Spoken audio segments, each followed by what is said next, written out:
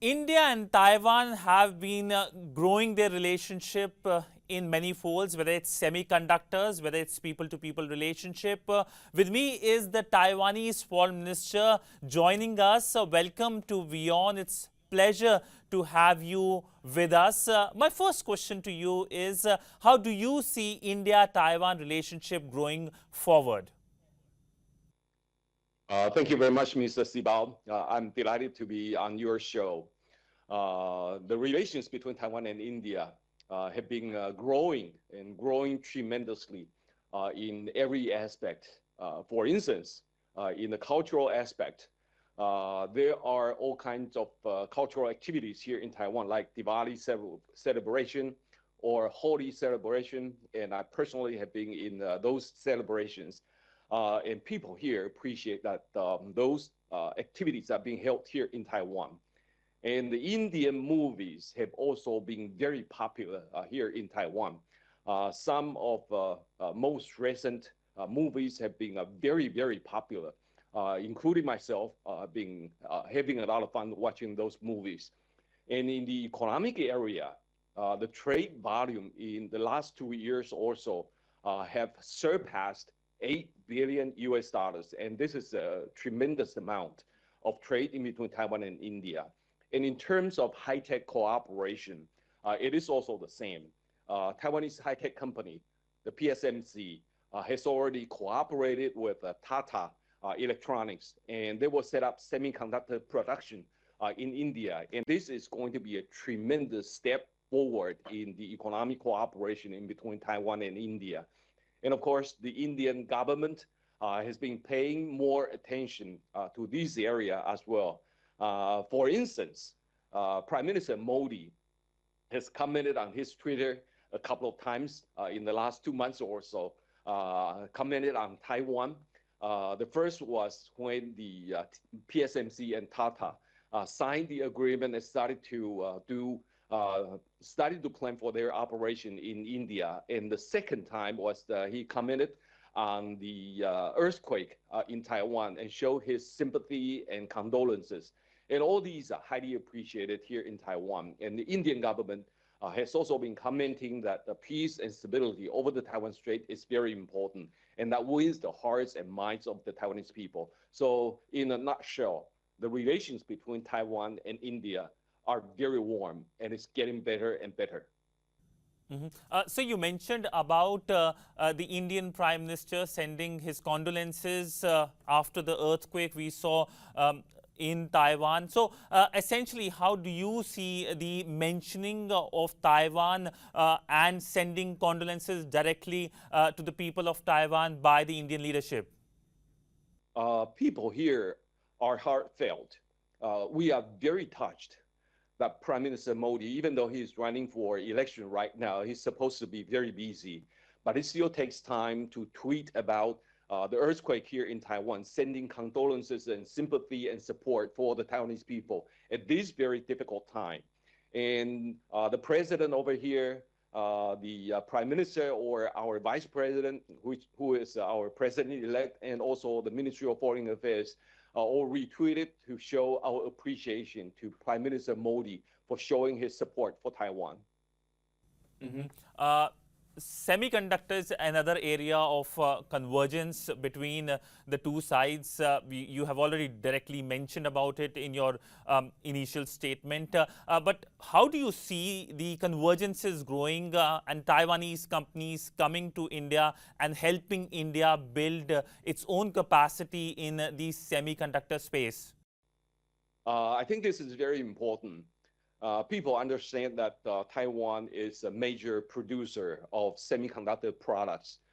We produce about 90% of the highest end of the semiconductor chips, but it is still not enough to meet the demand of the international community. And at the same time, China has also been producing semiconductors, even though it's like 3-4 generations in production away from Taiwan. But people started to understand that China may not be a reliable partner in high-tech production. And therefore, people are looking for an alternative. And when people see India, which is a democracy, which is a reliable partner, and which also provides abundance of skilled engineers and laborers. So making investment in India or entering into cooperation with Indian electronics or manufacturer becomes a viable option. So this starts a new trend. The Taiwan semiconductor industry starts working with Indian companies to make sure that the production of semiconductor manufacturing products can be set up in India to make India a replacement of China in a sometimes in the near future. And we will continue to work together with the Indian government and Indian industries to make sure that this process is smooth.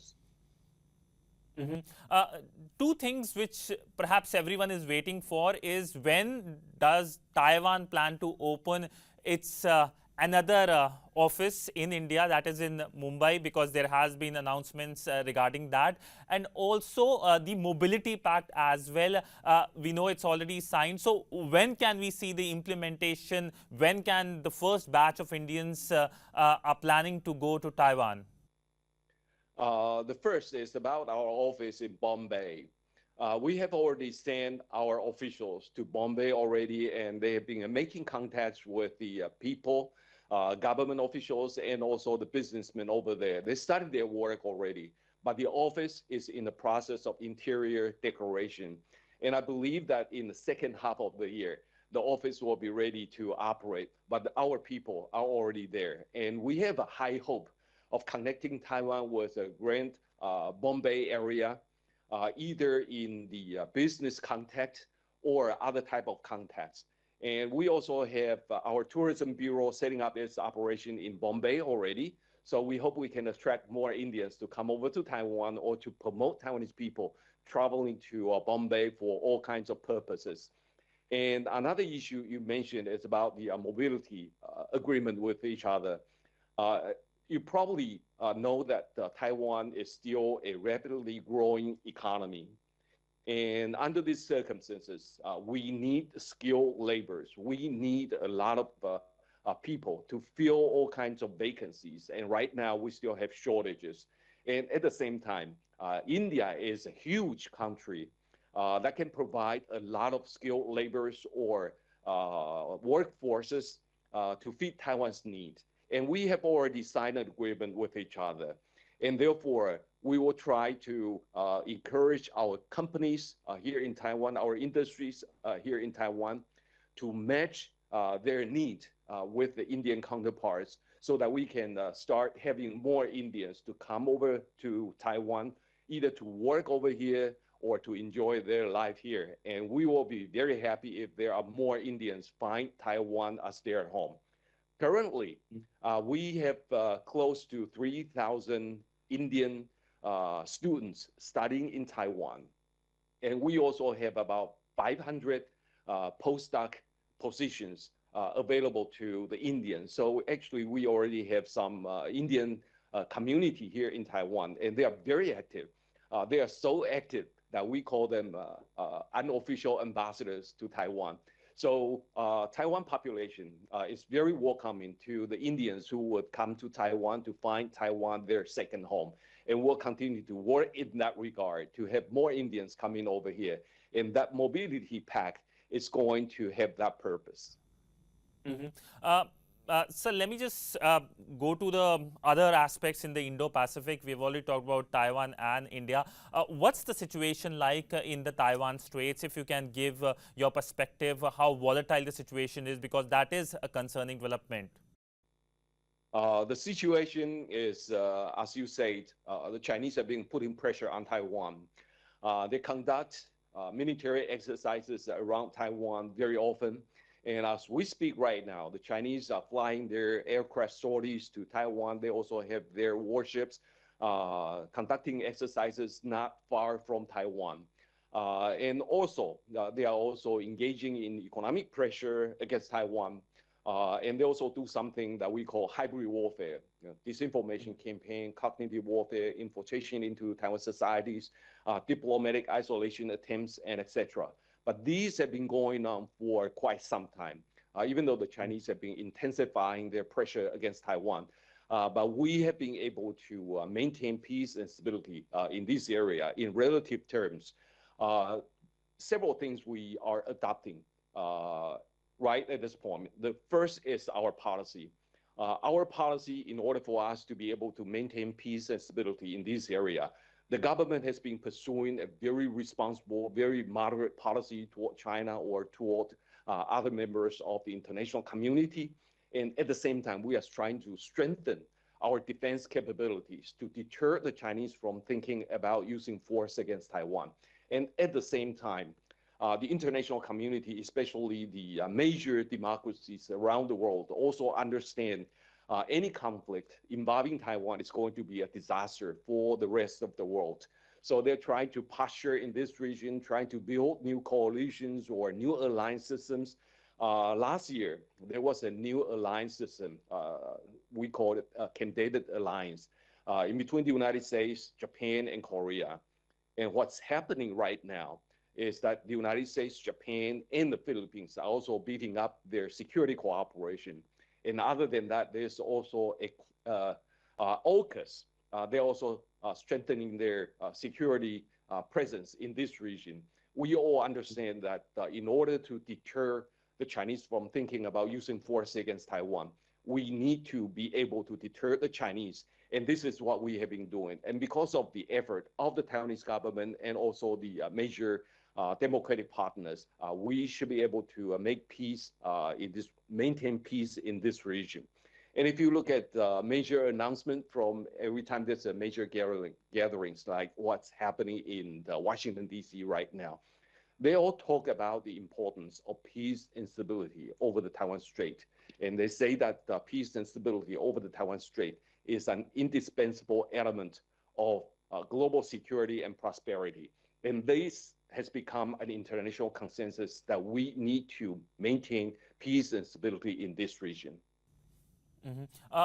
So we have seen the visit of the former Taiwanese president to Beijing, where he met the Chinese president. We have seen comments by the Chinese president as well that nobody could stop the reunion as well. That's the Chinese word which has been used by the Chinese president. He has been using those lines in the past as well. What do you make of the visit and these comments by the Chinese president? Thank you very much for mentioning this issue. It has to come back to the basics. The basics is that Taiwan is a democracy, and we allow all kinds of activities or all kinds of comments to be made here in Taiwan. Taiwan is just as democratic as India. And of course, in India, there are all kinds of people, all kinds of advocacies, and all kinds of comments coming on politics or on international relations. And these should also be respected as part of Taiwan's democracy. But since Taiwan is a democracy, and therefore we need to gauge what kind of comments is getting the majority of the public opinion. And we do public opinion surveys here in Taiwan all the time. And most of the people here in Taiwan would like to maintain the status quo across the Taiwan Strait. It's about 80% or more. And those who would advocate the lines advocated by President Ma, former President Ma, is in a very small minority. And those who would advocate to change the status quo in a rapid way to defy Taiwan and China is also a small minority. So absolute majority of the people here in Taiwan would like to maintain the status quo across the Taiwan Strait. So that is the way we look at former President Ma's visit to China. And when the Chinese government says that Taiwan has to unify with China, the majority of the people here do not see it that way. We want to maintain the status quo, and the status quo is that Taiwan is not run by the PRC. And we don't want to see a day that the authoritarian China or communist China is going to have its jurisdiction over Taiwan. That is not what we're going to accept. And there is a trilateral also happening in Washington, the Japan, Philippines and US trilateral. We have seen comments or perhaps more aggressive actions coming from North Korea as well. What do you make of these meetings and these stance coming from North Korea? If you look at the broader perspective, the international situation that we see, the geostrategic situation, is that democracies around the world are more united than before in dealing with a united authoritarian bloc. If you look at the cooperation in between Russia and China, and this is a situation that fellow democracies don't like to see. And aligning with China and Russia is North Korea and Iran, and especially North Korea. They've been testing their missiles, firing their rockets to intimidate other countries in this region, and that is wrecking peace and stability in this region. And at the same time, North Korea has been providing a lot of ammunition to Russia, for Russia to continue its aggression against Ukraine. So these authoritarian forces are coming together, and they are in a very rapid mode of expansion. And if you look at China's expansionism in this part of the world, they are disturbing peace in the East China Sea, and they are threatening Taiwan in the South China, in the Taiwan Strait, and they are also causing a lot of trouble in the South China Sea. And this is China. And it's not only the troubles within the first island chain, it's also the problem of the Chinese expansionism in the Pacific. And it's not just in the Pacific. You know, if you look at Indian Ocean, I'm sure this is a region our Indian friends care a lot more about. Look at those dots. China has been trying to connect, including the ports in Myanmar, in Pakistan, in Bangladesh, in Sri Lanka, and also in Djibouti. China calls it their strategy of pearl string, or string of pearl strategy. And this is making the Chinese presence in the Indian Ocean more visible than ever. And if the Chinese threat is not just coming from the north, but it's gradually coming from the south, I'm sure our Indian friends knows that this is something that we have to deal with. But fortunately, India is already a part of the Quad, and democracies are coming closer to each other than ever.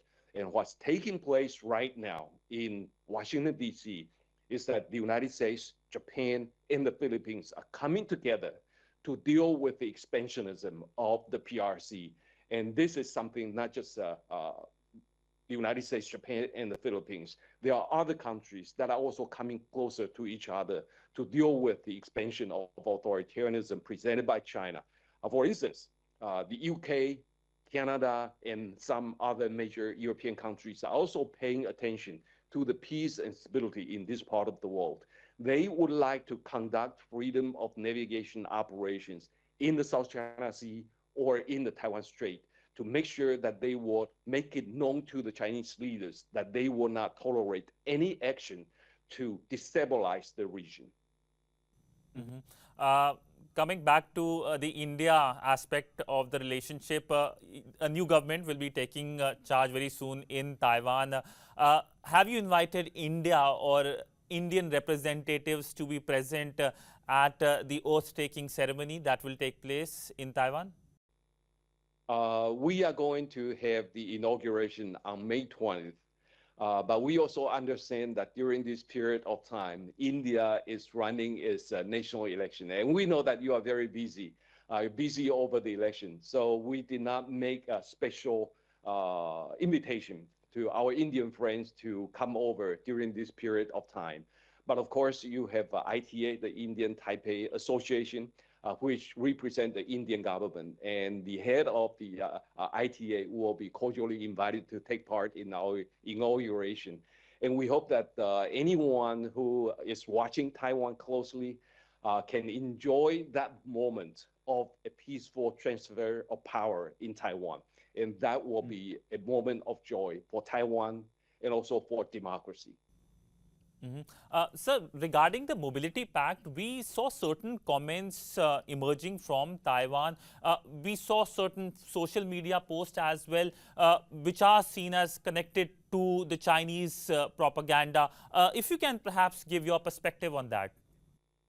Yes. As I said a little bit earlier, the Mobility Pact is a very good agreement in between Taiwan and India. because India has a lot of very good workers to work overseas. But at the same time, Taiwan needs more workers to come in. And therefore, that is a mutually beneficial type of agreement that all the government officials here would welcome.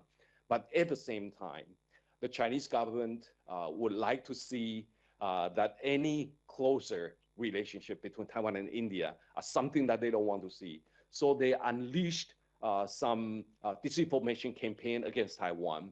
Our security apparatus detected that there was about 1,000 new accounts started releasing all kinds of hatred against Indians or those comments that would create trouble in between Taiwan and India.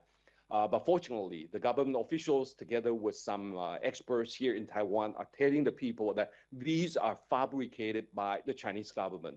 And I think the majority of the people believe that those comments are not fair to India, and it's also not good for Taiwan. So we quickly quiet down those kinds of vicious attacks against this mobility pact. And at the same time, we also try to explain to the Indian friends that those comments are not made by the Taiwanese people. They are fabricated by the Chinese government. And I think our Indian friends understand that now. And talking about disinformation campaign or election interference, we also went through a democratic election in January this year. And there's a lot of interference efforts by the PRC to try to shape the results of the election over here. And disinformation campaign is certainly one of them. But we have been going through a lot of these kinds of vicious attacks already, and therefore, we gained some experience. There's a good saying that whatever doesn't kill you will make you stronger, and that is the case of Taiwan. And because we have learned a thing or two over the election interference or disinformation campaign, cognitive warfare, information manipulation, things like that. And at the same time, India is also going through election. And I'm sure the Chinese would like to play this open environment to shape the minds of the Indian people. And in that sense, maybe it will be good for the two countries to think about possible cooperation in this area so that we can strengthen our guards against the disinformation campaign initiated by the PRC. India recently announced its third highest civilian award to a Taiwanese national. How do you see this gesture by the Indian government to award one of the highest awards to the Taiwanese tycoon? Yes, this is very good. And this is a recognition of Taiwanese businessmen and his contribution to the Indian economic development. And we treasure that. And we would like to use it as an example of Indian society, Indian government welcoming Taiwan's businessmen.